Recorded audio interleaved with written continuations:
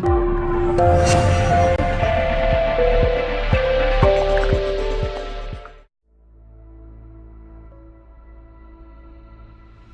I say that relationships are the most important thing in getting things done, when I look back at my career in the Navy and the SEAL teams,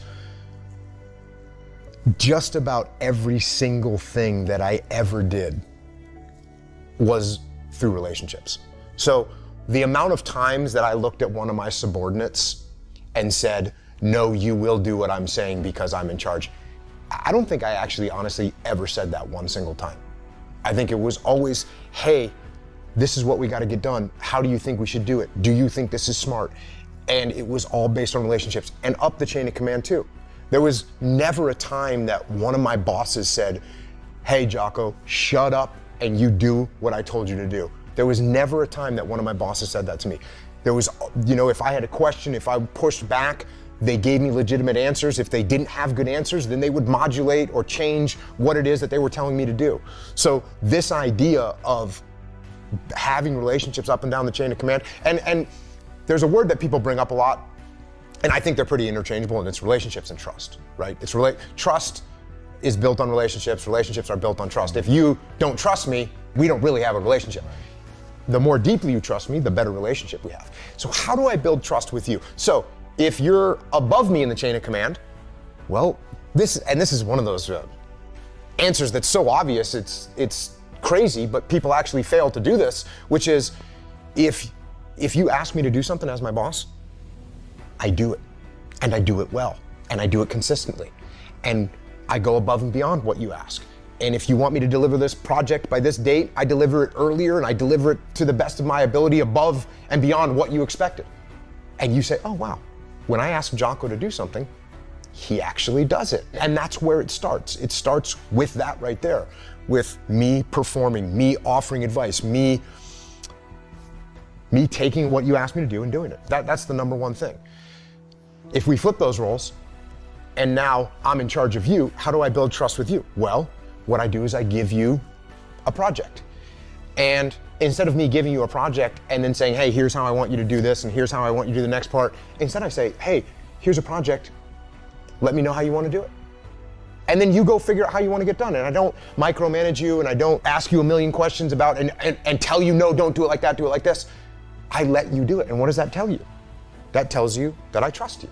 I trust you. And when I trust you, you start to trust me. And by the way, if something goes wrong, instead of me jumping down your throat and hanging you out to dry and making you an example in front of everyone, I say, hey, let's figure out what went wrong. Did I not support you well enough? Did I not give you what you needed? And so you realize, oh, he's not gonna hang me out to dry. He's gonna give me the support. He's gonna try and teach me if something goes wrong instead of try and drop the hammer on me. And in order to do this properly, of course, let's say you just started working for me. The first thing I would hand you wouldn't be a massively strategic, important project and say, hey, here's a multi-million-dollar project, you take and run with it, I'll be over here. I trust you, you make it happen, because I don't know you. How can I trust you if I don't know you? So I'm gonna give you a smaller project. I'm gonna give you something little to start on, and then you do that well, boom. Now I'm gonna give you something bigger, and we continue to go in that direction until pretty much we get to a point where all I really have to tell you is, hey, this is the vision, this is what we're trying to make happen. Run with it. If you need to pass this barrier of whatever kind, let me know so I can let everyone else know. But it's on you. Run with it. I ask questions. Now, when I ask questions, this is a tool, but it's also legitimate questions. So when I say, hey, Tom, here's the project I want you to get done. Can you take a look at it and tell me how you want to get it done? And you come back to me 3 days later, and you say, hey boss, I was looking at this thing and it's just not possible.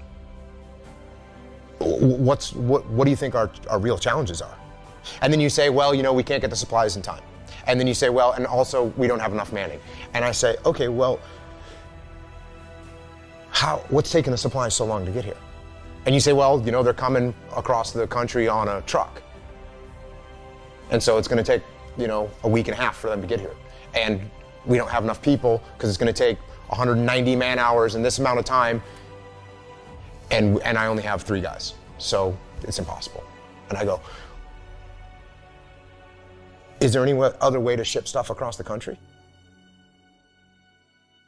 And you say, well, I mean, I guess we could fly, but it's going to be more expensive. Oh, okay. Well, how much more expensive? You see what I'm saying? Right. And so eventually, you're going to come to the solution. You're going to come to the solution. And I'm going to be happy that you come to the solution. Or there's a chance that you actually say, hey, Jocko, it's not possible, and here's why. And you tell me something that I didn't foresee, because I'm at a higher level, I'm elevated, I'm overseeing 14 different projects. You just got one. When you dig in and you pull the thread, you realize it can't be done. I go, oh, okay. Well, that makes sense. Okay. I'm legitimately asking these questions. I'm not doing this, okay, well, we're going to get you there, and that's what's going to happen. I already know the outcome. No, I think I know the outcome, but I'm not sure of it. You know how many times I'm sure of what the outcome's going to be? Not very often. So the truth is, I'm being totally transparent. I'm asking legitimate questions. I think I know the answers. I think they're going to lead to the right place, and so it's okay to let that run its course. Now, you talked about manipulation. Manipulation obviously has a bad connotation. Leadership has a good connotation. What's the difference between the two? Because guess what? If I'm manipulating you, I'm trying to get you to do something. If I'm leading you, I'm trying to get you to do something. And many of the tools are very similar. So what's the difference between me leading you and me manipulating you? It's very easy for me to answer that question. If I'm manipulating you, I'm trying to get you to do something that's going to benefit me. If I'm leading, I'm trying to get you to do something that's going to benefit you, it's going to benefit the team, and it's going to benefit the mission. So for me, those are too easy. Those are too easy. It's real obvious. And by the way, if I'm a manipulator, I can get away with that for a little while, but eventually you're going to look at me for what I am. You're going to see that the maneuvers I'm making, the tools I'm using, I'm utilizing those tools for my own benefit. And as soon as you see that, you won't fully support me. You won't. The same goes for when I'm trying to make you do something good for yourself and for the team. You're going to see that too. And you're going to say, he actually cares about me. That's what he's doing this for. And when you know I care about you, you'll do anything for me. I mean, that's what it boils down to. If my team, and I mentioned that in the book, it's like, oh, I want to give you hard criticism. How do I give you hard criticism? The first thing I have to do is make sure that you understand I care about you, which is not easy to do, and it's not always obvious.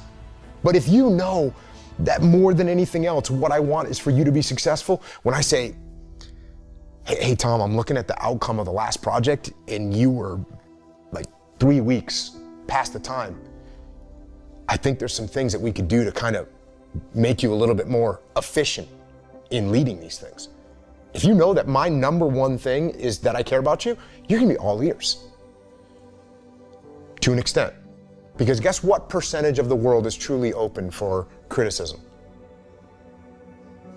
What's the number? Oh, it's tiny. There's so few people that are truly open to criticism. I always use this example, like if I went and talked to your company and got done and was like, hey Tom, it's great talking to your company. You got any feedback for me? And you said, well, yeah, I think you could have spent a little more time talking about extreme ownership. It would have been a little bit better for my crew. And in the back of my mind, I'm thinking, oh, really? Oh, you think? No, that's what we think. Even though I actually asked for feedback, I'm getting mad. My ego's perking up. So most of the time, people don't want to get that direct feedback. And in fact, sometimes when I hear people say, I'm just going to get direct with this person. I'm just going to let them know exactly what they're screwing up. Almost always, that's a bad idea. Now, and there's some people that sit there and they say, well, that's weak or whatever, but it's not, because I'm going to get the message to you. I'm just going to deliver it in a way that you accept it more, that your mind is open to it. That's what I'm trying to do as a leader, as a friend, as someone that cares about you. Hey, look, I need to get this information to you. Now, this will escalate over time. And if I've tried, if I said, hey Tom, I think we could do this better, and you still fail. And I say, hey Tom, maybe you should try this, and you still fail. And then I say, hey Tom, I think this is the way you should go, and you still fail. And then I'm going to get to a point where I'm saying, listen, Tom, this isn't working. The way you are doing this is not working. And I told you this, and I told you that, and I told you the other thing, And what I'm trying to say is that you need to change this part of your game. It is hurting you. If you want to be a good leader, you have to understand human nature. And the places where human nature reveals itself most clearly are times of extreme sorrow, pain, suffering, and inhumanity.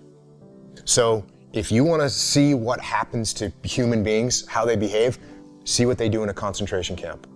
If you want to understand humans better, understand what they do in the genocide in Rwanda, when 800,000 people were killed in 100 days, mostly with machetes. There's something going on there that we need to understand. If you want to understand leadership, you want to understand human nature, you need to look at the My Lai massacre, which happened in Vietnam, which was perpetrated by American soldiers, normal American soldiers.